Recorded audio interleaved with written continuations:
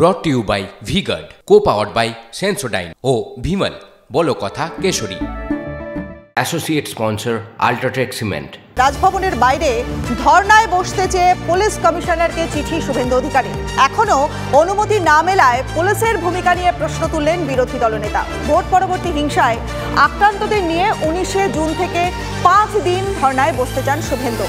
তৃণমূল 5 দিন ধর্নার অনুমতি পেলেও তাদের কেন নয় সেই প্রশ্নই তুলছেন তিনি। রাজ্যপাল সময় দিলে আগামীকাল ভোট পরবর্তী হিংসায় আক্রান্ত 100 জনকে নিয়ে রাজভবনে যাবেন বলে জানিয়েছেন বিরোধী দলনেতা।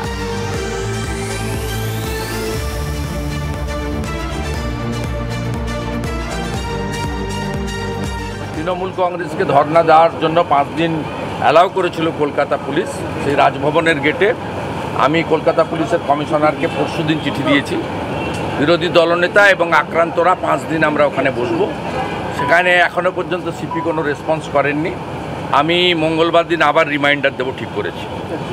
আর সেকেন্ড হচ্ছে মহামান্য রাজ্যপাল মহোদয়, তার কাছে যাওয়া নিয়ে যে ঘটনা এবং গতকালের রায় জানেন। আমি আমার অফিস থেকে মহামান্য রাজ্যপালের অফিসে জানিয়েছি আগামীকাল তিনি যদি সেকেন্ড হাফে কোনো টাইম নির্দিষ্ট করেন অ্যাজ পার হিজ কনভিনিয়েন্ট, তাহলে আমি 100 জন ভিকটিমকে নিয়ে ওনার সঙ্গে মিট করব। কথা বলবো তৃণমূল নেতা অরূপ চক্রবর্তীর সঙ্গে। আপনাকে TV9 বাংলায় স্বাগত।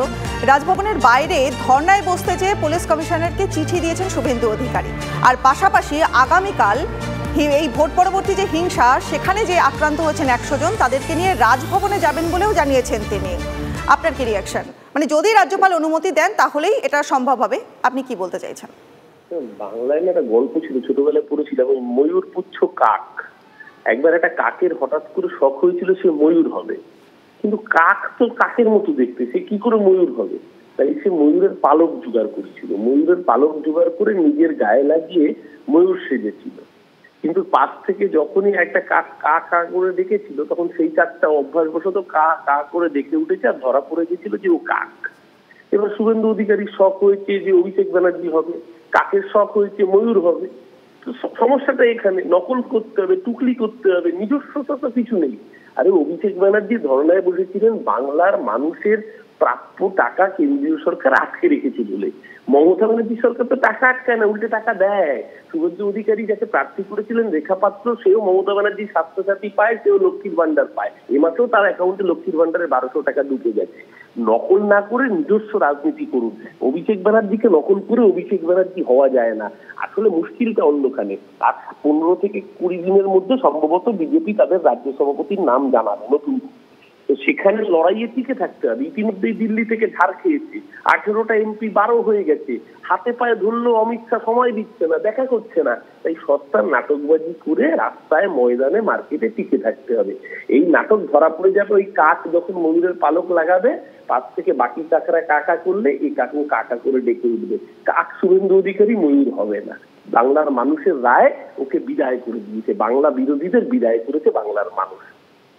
বেশ, ধন্যবাদ আপনাকে। কথা বললাম তৃণমূল নেতা অরূপ চক্রবর্তীর সঙ্গে। এবার শুনবো যে বিজেপির তরফের কি রিয়াকশন। সুকান্ত মজুমদার তিনি কি বলছেন শোনাবো।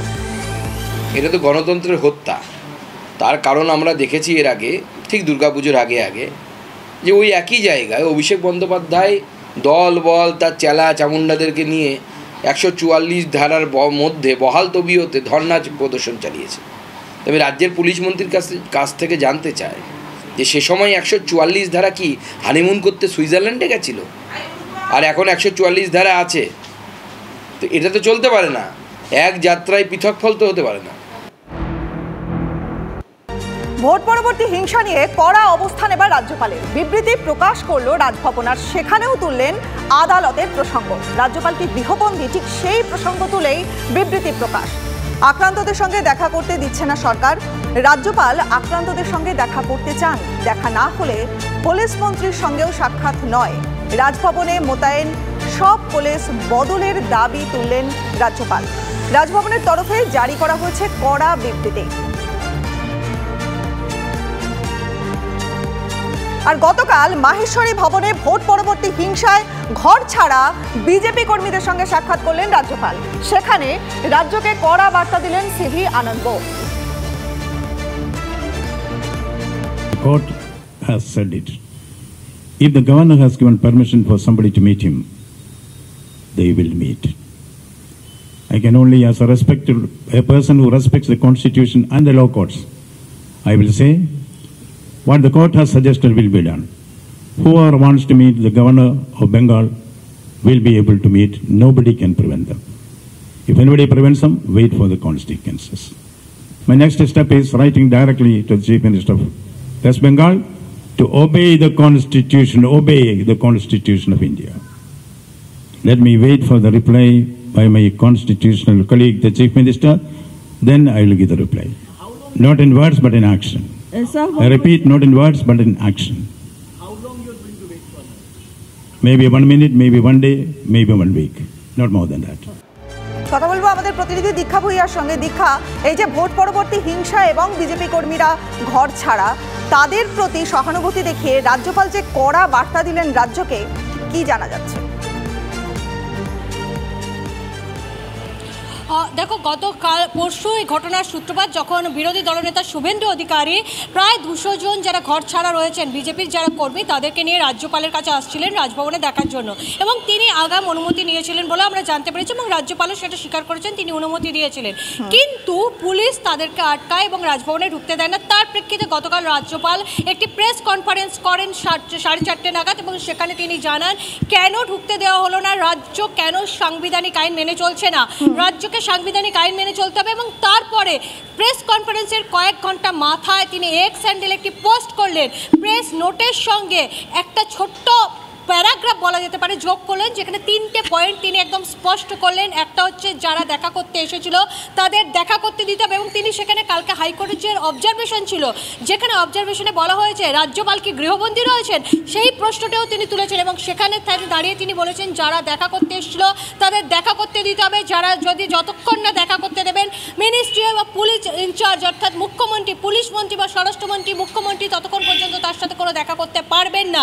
এবং রাজভবনের ভেতরে যত পুলিশ রয়েছে, অর্থাৎ কলকাতা পুলিশ রাজভবনের নিরাপত্তার দায়িত্বে থাকে, সমস্ত পুলিশকে কিন্তু সরিয়ে ফেলতে হবে ইমিডিয়েটলি।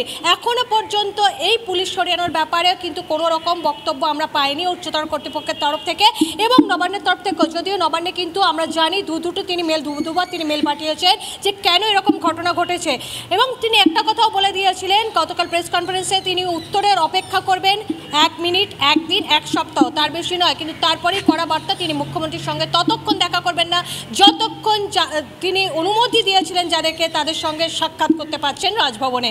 অর্থাৎ আবার রাজ্যপাল চড়া সুরে আক্রমণ করলেন রাজ্যকে। রাজ্য এবং রাজ্যপাল সংঘাত আবার বেশ কয়েক মাস যেখানে থিতিয়ে গিয়েছিল, আবার নতুন করে মাথা চাড়া দিল। বেশ, ধন্যবাদ দীক্ষা তোমাকে। আর ঠিক এই প্রসঙ্গে তৃণমূল নেতা কুণাল ঘোষ তিনি কি বলেছেন শুনুন। উনি তো রাজ্যপাল নিজের পার্টি কলিগদের কাছে গেছেন, উনি ভারতীয় জনতা পার্টির ব্যাচ বুকে নিয়ে ঘোরেন, তো ফলে ওনার পার্টির নাটক ফেল করছে, ফ্লপ করছে, তো সেখানে রাজ্যপাল সেই জায়গায় তিনি তার পার্টির সতীর্থদের সঙ্গে মঞ্চে অবতীর্ণ হয়েছেন, মুখোশ খুলে রাজনীতিতে নেমেছেন। Brought to you by V Guard, co powered by Sensodyne ও ভিমল, বলো কথা কেশরী। Associate sponsor UltraTech cement.